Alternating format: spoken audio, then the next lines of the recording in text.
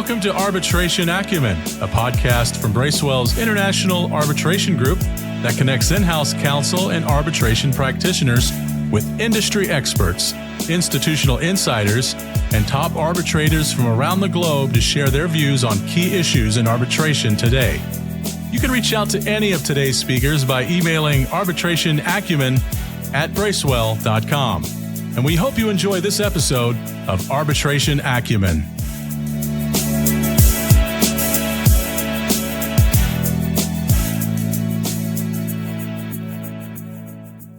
Welcome back to the next episode of Arbitration Acumen, in which we'll discuss the Vienna International Arbitration Centre, otherwise known as the VIAC, with Niamh Leinwather. And I'm doing my best German impersonation there, but I'm clearly failing and falling short.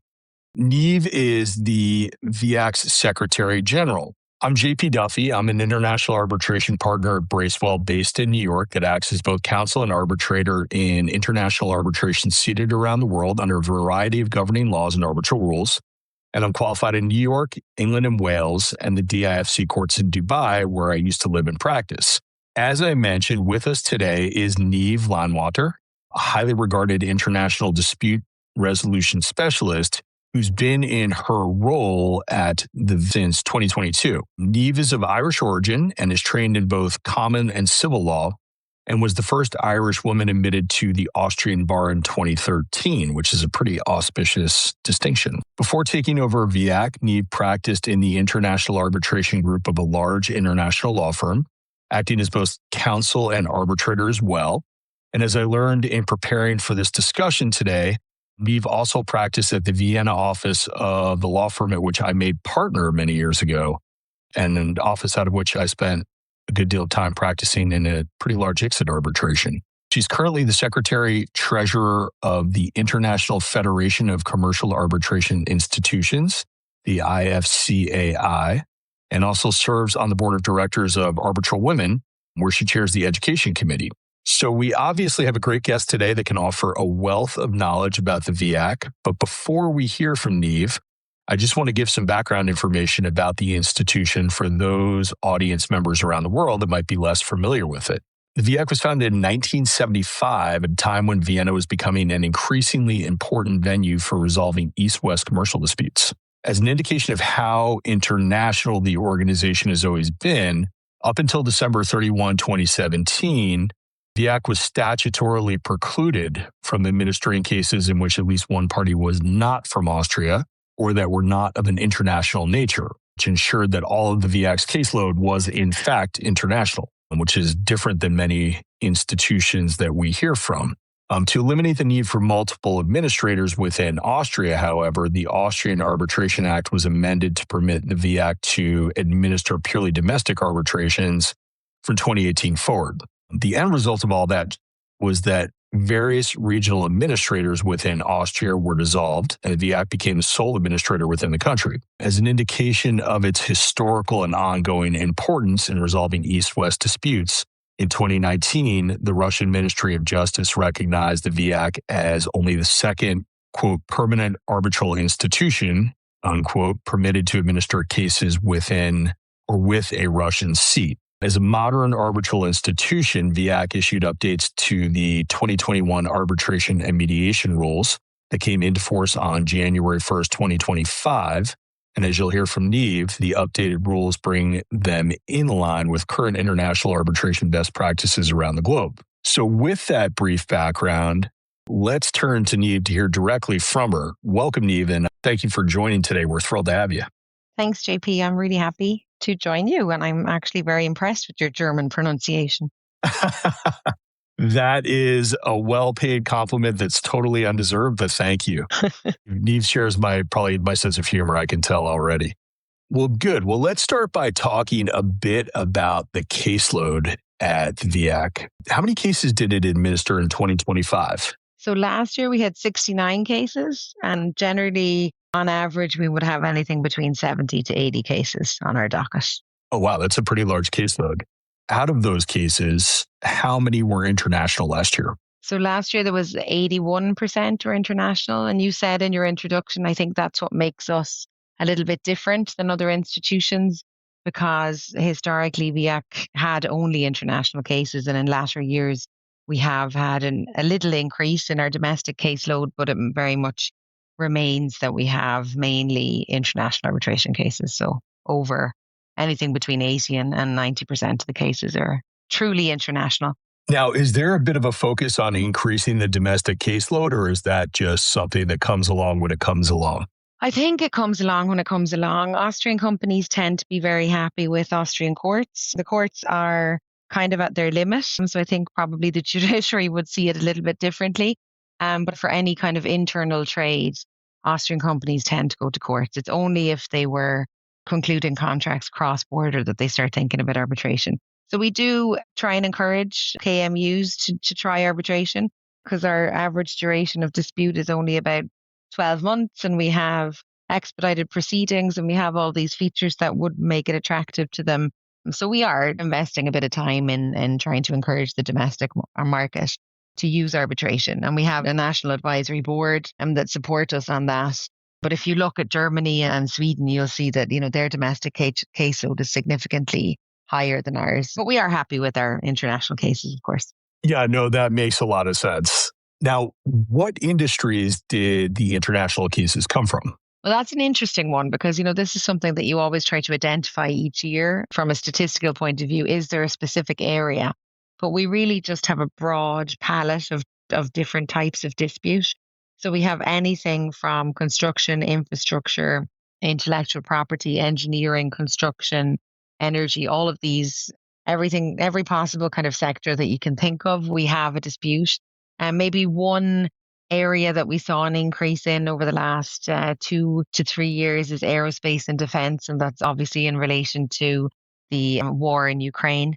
So we see that a lot of Ukrainian parties are coming to VIAC with resolving those disputes within the forum of our rules. But otherwise, I think it's very broad, which is positive, I think, that, that we don't have a particular expertise in any one area, and we're kind of there to offer parties a resolution of their dispute, no matter what sector it is. Yeah, that's interesting, because I would have thought that certain institutions are known for certain types of industries, which is usually a reflection of the local economy more than the actual institution. But that is certainly interesting. Now, in terms of aerospace and defense, you said it's a lot of Ukrainian parties.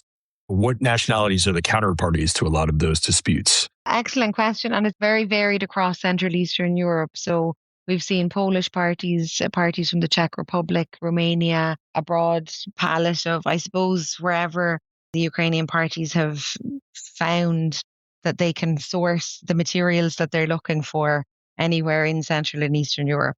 So definitely within this region. We haven't seen it across the water, so to speak. Interesting. Okay, well, that's a really good commentary on what we were mentioning before, the sort of occupying a really special place between East and West. That's a real indication of that.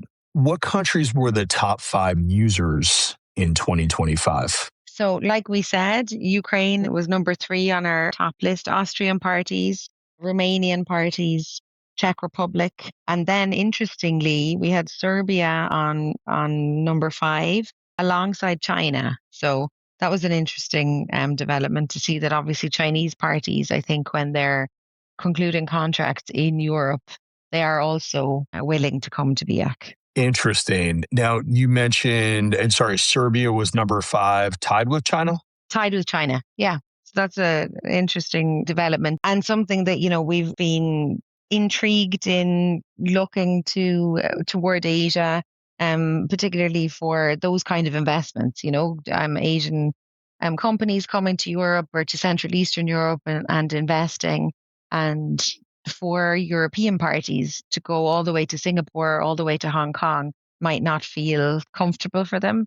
So Vienna would be kind of a natural place for them to resolve their disputes. And if Chinese parties know VIAC, then I think we are an institution that could serve those kind of contracts and those kind of disputes. I mean, that makes a lot of good sense. I would think the Chinese parties would be very comfortable with Vienna as a seat and using VIAC as an administrator.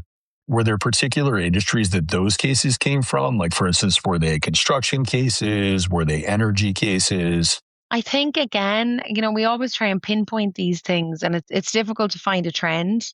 Construction and energy were certainly 2. And then otherwise, maybe just supply contracts, delivery contracts. Post M&A, I think, was in there as well. So very much a broad range, nothing concrete that you would say that is the market that we can identify as the one that is, relevant for when Asian companies are coming to Europe. Interesting. Well, that certainly seems consistent with the overall caseload then. And in terms of the Serbian cases, just out of curiosity, where did Serbia rank in prior years? Serbia would always have been among our top 5 because coming from the Balkans, Serbia would have always been, as opposed to maybe Bosnia, North Macedonia, Montenegro, would be the more active party. And we do have various initiatives to try and encourage parties in the Balkans to, conclude contracts with a VIAC arbitration clause in there. But the Serbs definitely within the top 5 also in previous years. Interesting. Okay. Now, to get a sense of the caseload as well, what percentage of the cases are generally conducted in, say, German every year? So last year it was 19%, and generally it would be anything between 10 and 20%, which often surprises people. I think there is this kind of idea that an arbitral institution based in Vienna, there will be an expectation that we would have more German language cases. But I guess it goes hand in hand with the international aspect. So most of our cases, 77% of our cases last year were conducted in English as the language of the arbitration. And that seems to be the trend. So it's kind of anything around the 80% mark generally will be conducted in English. And we have also seen, though, cases in other languages. That seems to be something in the last 4 years the parties are happier to do, that they've chosen a language other than English or German. We do require them to communicate within the Secretariat in English or German. So I have a fantastic team, a multilingual team within the Secretariat. So often we will have Polish parties that will call up and want to speak to the Polish case manager in Polish, but any official correspondence will have to be in German or English. And our top languages that have been neither English nor German would be Romania has kind of always been the language that we've seen most often, or Polish. Interesting. Yeah, it's interesting. Some parties just feel more comfortable in their own language, even though I do often think, especially if the board is appointing arbitrators, the pool it becomes suddenly a lot smaller as soon as you have a very specific language. If you have English as arbitration, kind of the world is your oyster. If you have Romania or Polish, you're limiting yourself as regards choice of arbitrator. But that's not always a bad thing. There are plenty of extremely well qualified arbitrators out there in all of Central and Eastern Europe. No, absolutely. Absolutely. And that's a market that has grown so much, over the last, at least since the last 25 years that I've been practicing, that I would imagine it's much less challenging to find a well-qualified arbitrator who's also capable of conducting the arbitration in one of those languages. Absolutely. And there's an initiative, ARB-CEE, of a number of arbitrators from the region where they are essentially trying to provide a platform for arbitrators in the region. And I think it has been hugely successful alongside our ambassador network that we might talk about maybe later. But the region has potential and it's wonderful to see it expand and grow. Well, let's talk about that for a moment. You mentioned the ambassador program. What is that? So it is called VIACan for short. Of course, we have all sorts of fun slogans and logos to go with that. VIACan and so can you. Others aspire and VIACan. I could go on all day. So we launched it in February 2023. And to be honest, the reason was to promote ADR in the region in Central and Eastern Europe. But what I found when I joined VIAC 4.5 years ago was we are serving this market in Central and Eastern Europe that is extremely diverse. There are many different countries with many different needs, very specific requirements in their jurisdictions. And in order to really serve that market, you kind of have to understand what it is that they need. And, we're sitting here in our headquarters in Vienna and we don't have people there on the ground. So what I wanted to do was kind of create a network where you have people there on the ground.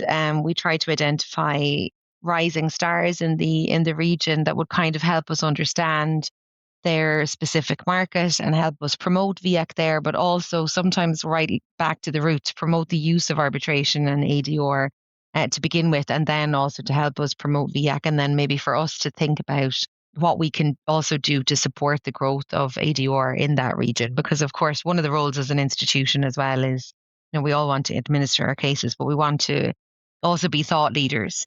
So that started in February 2023.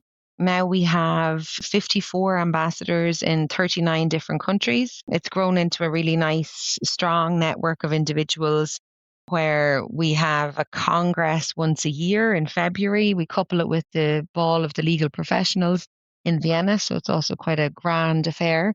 And all of the ambassadors come together. We try and learn from one another. And we've done many different events, workshops, in-house breakfasts in these different jurisdictions, also in collaboration with Advantage Austria. So Advantage Austria is the trade section of the Chamber of Commerce. And there is a trade commissioner in, I think, nearly every single country in Central and Eastern Europe. So what we've done is we've coupled the ambassador with the trade commissioner and tried to kind of, get companies that are on the ground there on board, explain to them that dispute resolution clauses are important, encourage them to use VIAC clauses. And we're really pleased with how it's grown and developed. It's a fun network as well. So, that's also part of the enjoyment in it, that, you get the right people together and it doesn't feel like work anymore. It just feels like fun. Yeah, that's an important aspect of things, but that's a really impressive number of people and a really impressive reach of jurisdictions as well. That's important. One of the interesting aspects to me about VIAC as well, which makes sense historically, you also administer investment cases, right? Yes. Well, I wouldn't go that far yet. Our investment rules are what we call the baby in the portfolio. They were launched in 2021. And there was a working group set up by Claudia Annika, who will be familiar to everybody. And she specifically saw a gap in the market in Central and Eastern Europe to provide like an affordable, efficient alternative for resolving investor-state disputes of lower value. So the idea of the rules they are really particularly focused on smaller investment claims. So for small and medium-sized investors who are looking for protection, that they have some alternative to resolve their disputes. They're reflecting the various ISDS reforms, also considering, the needs of states, but trying to keep a good balance. And they're can also be applied in arbitrations involving states that are not parties to the ICSID convention, such as Russia, Poland, Liechtenstein, Kyrgyzstan. So the rules were launched in 2021. As we know, investment arbitration in Europe has been undergoing a turbulent time, to put it diplomatically. And I think these particular rules are really focused on non-European countries. So what we've been trying to do is to encourage states, particularly non-European states, is to consider using the investment rules putting the investment rules in their contracts or treaties as an option or an alternative to ICSID. That said, it is a slow game. It's not something that happens overnight. So the baby is still very much in the cradle.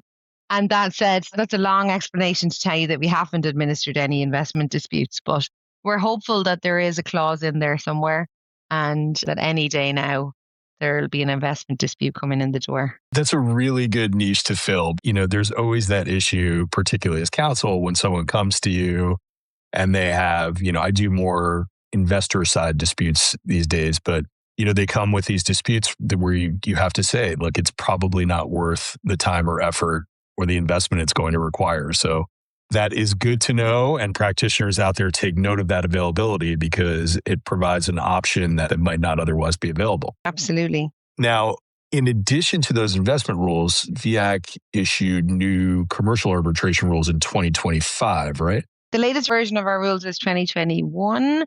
And we did make some amendments to the rules last year. One of the amendments was related to mediation. We're also really trying to encourage companies to avail of mediation. So we amended our fee schedule. We made a couple of adjustments to the rules in relation to corporate disputes. So we're actually on the cards in the next, 12 to 18 months will be a good look at our current rules, because it was just a little bit of a facelift that we did on the current rules. Okay, so 2025, the 2025 amendments were amendments, but not a wholesale revision.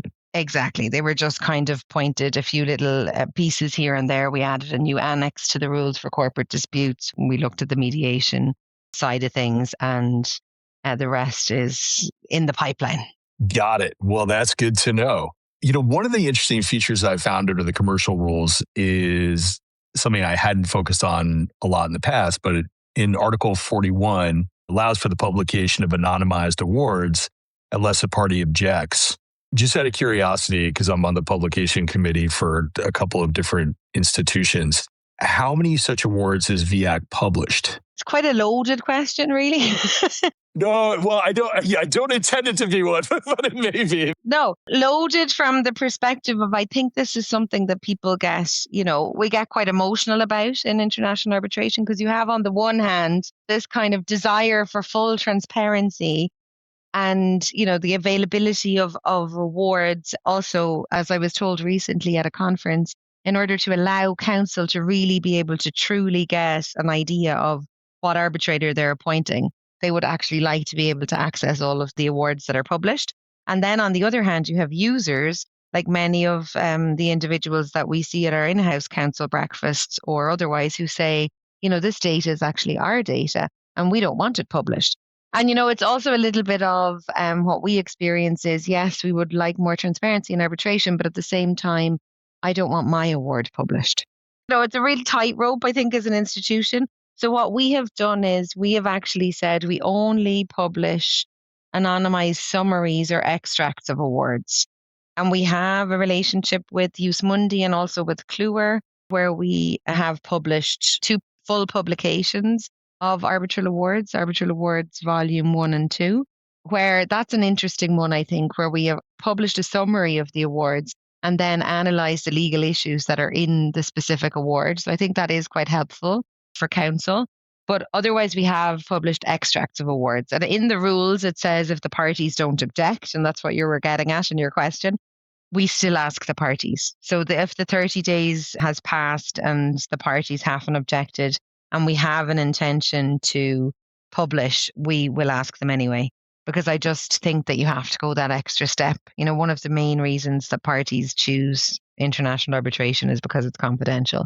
And I think as an institution, you just can't risk a party being upset, because even if it is an anonymized version of an award, if they just sort of simply miss that deadline or for whatever reason didn't object at the time. So I think it is upon us to kind of go that extra step and make sure that everybody is happy with any kind of a publication. Yeah, it's a great point. It's a great point. I didn't mean to interrupt you. It's just I laugh because, to your point, like as counsel, you almost reflexively say no when you're asked if, it's just because you could just assume that the client is going to be unhappy if it is. But sitting on the publication committee for another institution that uses Jus Mundi as well, you go through these exercises of saying, is this anonymized enough? And it's that balance of, you can make it so anonymized that it's useless, or, you could try and reach some sort of compromise. It's a very difficult challenge. It really is. And I think you're absolutely right, especially in a jurisdiction like Austria or any of the jurisdictions that VIAC has parties coming from. If you're dealing with, a large oil and gas company, you don't need to be a genius to try and figure out which parties are intended. So I think you do, like you say, have to be extremely careful as to making sure that it is confidential, but at the same time that it has some kind of value for the community. Yeah, no, and I just laughed because we had one recently that was a very prominent industry in a U.S. city, and it was an international award, but it would have been very obvious to anyone who does anything in that space who the party was, and we really struggled with it and just ultimately said, no, we can't do this because people will know. But I was kind of laughing because my point to that was also, well, anyone who's going to know is also going to be in the know that this is going on because it's been published in. The notion of the arbitration has also been published in a pretty well-known global publication too. So it's always this funny balance. But I take your point. You do not want to be the person that receives the angry phone call from the user. Absolutely. And certainly not as the institution. I think as the institution, we are meant to be the guardians of the process. And we have to really take that role very seriously, especially when it comes to the publication of awards. That's why I can't even tell you how many. And I also think that are published in whatever form, a summary, anonymized extract, it has to have some kind of value. There are also awards out there that are not maybe earth-shattering in their legal questions, and therefore maybe not as interesting as one would imagine. Yes, no, I laugh at that too, because we get a slew of them every month and we read them and you're like, well, fascinating, I'm sure, to the parties involved. I don't know that it's particularly interesting for anyone else. So yeah, see, fair point. Well, let me just shift gears a bit and ask you a quick question, just because, we said this a couple of times now, but one of the really interesting things about your organization is that it does reside in a city that occupies a really important position within the European and global energy markets, both geographically and as the home of many important institutions like OPEC. So has VIAC seen an increase in energy cases since 2020? Yes and no. So we saw a spike in energy cases in 2022, a significant spike in the statistics, and then a slight decrease ever since. So it's hard to kind of know what exactly. I mean, we know probably the causes of the spike, but also interesting, I think, that there has been a slight decrease since. But like I said about our statistics in general, it was difficult to kind of identify what kind of cases they are. It's a very much a broad range of energy cases from everything. We've seen quite a few renewable cases, and we've seen oil and gas cases, and we've seen cases concerning energy sources. So we've seen a little bit of everything, but nothing that I could kind of say this is a significant trend that we have identified. And also doesn't seem to be an ongoing trend. So since 2022, there seems to be a slow and steady decline in the type of energy cases that we've seen. Interesting. Okay. And it's cases beyond just oil and gas. Yes. Okay. That certainly does complicate the analysis. You would think if there were going to be a trend, that would be it. Absolutely. Yeah. That is certainly interesting. Well, then let me ask you about as well the legal think tank and AI that VIAC has set up, because I think it's a really interesting initiative. I mean, obviously, AI is at the forefront of many discussions these days, but there's sort of like the generic AI discussion that a lot of people like to have, and then there's the more substantive approach that certain people seem to be taking. And it seems like the VIAC falls into the latter. So what is if I'm getting this correct, the VIAC LTTT? Well, that's also, as you can tell, we like our kind of semi-funky names. Don't have any slogans for the LTTT, though. You say that's a tough one. That's a tough one to come up with, but It is. But, watch this space. You never know. We set it up in January 2022. So that was kind of one of the first things that I did when I came to VIAC, just simply because, like you said, it's clear that kind of accelerated digital transformation and on all sorts of innovation is where we're going, and it will impact the dispute resolution landscape, whether we like it or not. We set it up with a number of individuals from law, technology, and academia. We have about 20 members, and we had a number of work streams in the pipeline from the outset. One of them was to kind of get into conversations with tech companies to have a look at their needs and requirements and to see what kind of dispute resolution clauses they are interested in.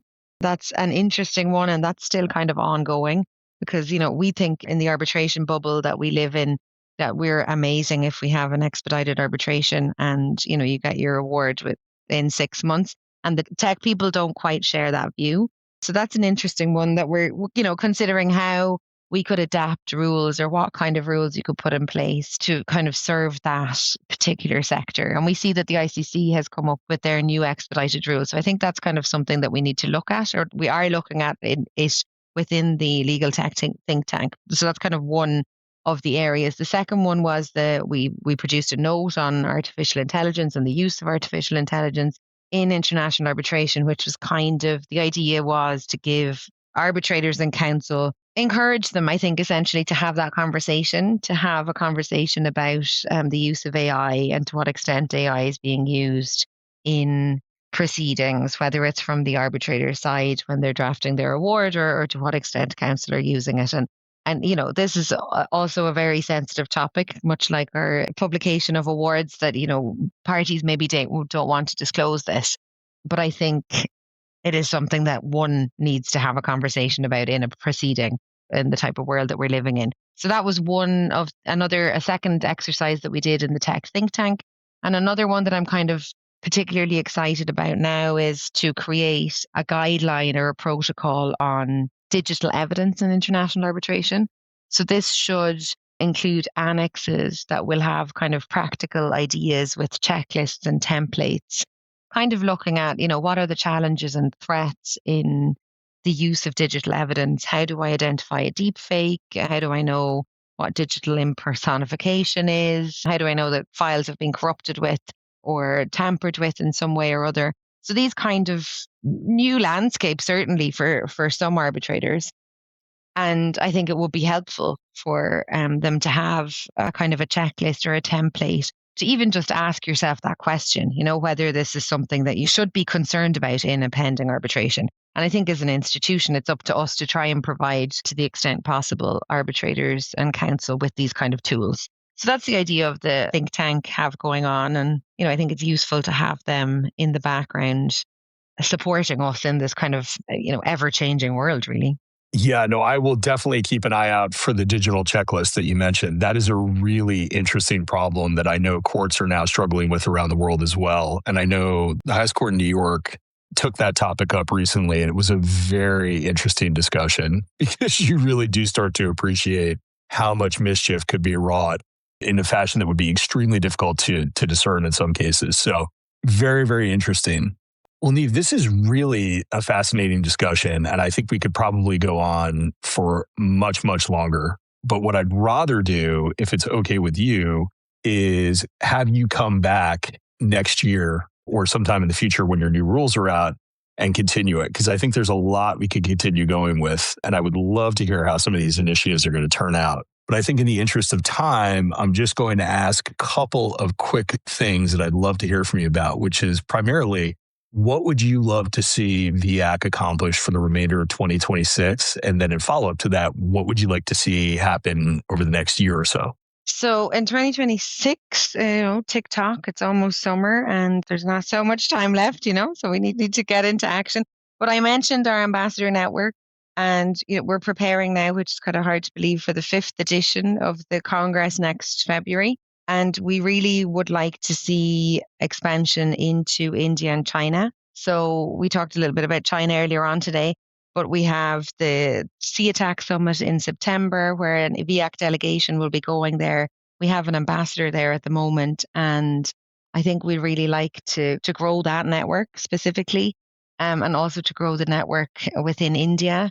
So we were present at the various ADOR weeks or in the various cities in India last year, and we'd like to follow up on that. And these two markets, I think, are really interesting markets because I think there will be investment in Central and Eastern Europe.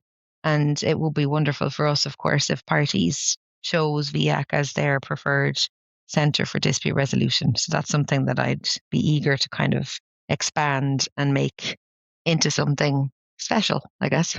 Yeah, no, I mean, that's a really good, ambitious goal. The Indian market is one I've done work in for 25 years. And I just spoke at a disputes day in Delhi pretty recently. It's such a dynamic market. I think people are now waking up to the fact that India is a capital exporting country as well. And it is a really, really important market. It's one that most people have not focused on as much as they probably should have. So really interesting. And obviously the Chinese market has always been very important and increasingly so. So good to know. Just a quick question, and I should know the answer to this, but for my benefit, the benefit of the listeners, does the ambassador program have any kind of like young and international group, or do you sponsor or work with any kind of young and international group, or is that just encompassed within the ambassador program that you're mentioning? We do work with young ambassador groups in the various cities where we have ambassadors. So oftentimes the actual ambassadors themselves are maybe members of their specific or co-chairing their young ambassador groups. So they're kind of a perfect source for the type of profile that we're looking for. Yeah, because I find those, like the YAF programs and the Y&I programs are so valuable to young practitioners, but really valuable to older practitioners as well, more senior practitioners, because those people have a lot of energy. They always have their finger on the pulse of what's going on. So absolutely. Always a good source. And this is always my universal plug to all young practitioners. Get out and join those programs because they are fantastic for your career and for you personally. And I'm sure many of your young listeners JP will now want to become VIAC ambassadors in whatever jurisdiction they're listening to us from. Exactly right. Exactly right. Reach out to Niamh. That's how you'll get it done. You've heard it here first. Absolutely. Well, good. Well, Niamh, as I say, I'm sure we could keep talking all day, and it's such a pleasure to hear from you. So I would love to have you come back for a future installment too, because I think there's so much more to discuss. But with that, I think we'll wrap up our discussion for today. I want to thank our guest, Niamh Leinwather, for her invaluable insights, and I want to thank you for tuning in and listening. You should feel free to reach out to Bracewell about today's podcast with any questions you might have, as well as Niamh herself. And, young practitioners, take note of what she just said. And we look forward to having you tune in for future episodes in the Arbitration Acumen series. So, Niamh, thank you so much. Such a pleasure. And as I said, do look forward to speaking further. Thanks, JP. It was really, really enjoyable to chat to you, and I would love to come back. Thank you for listening to this episode of Arbitration Acumen. We hope you found it insightful and informative, and we encourage you to share it with your colleagues if you did. You can reach out to any of our speakers by contacting them directly or by emailing arbitrationacumen@bracewell.com. We welcome any questions or suggestions you might have for future episodes. And please subscribe to our podcast channel to stay up to date with our latest content.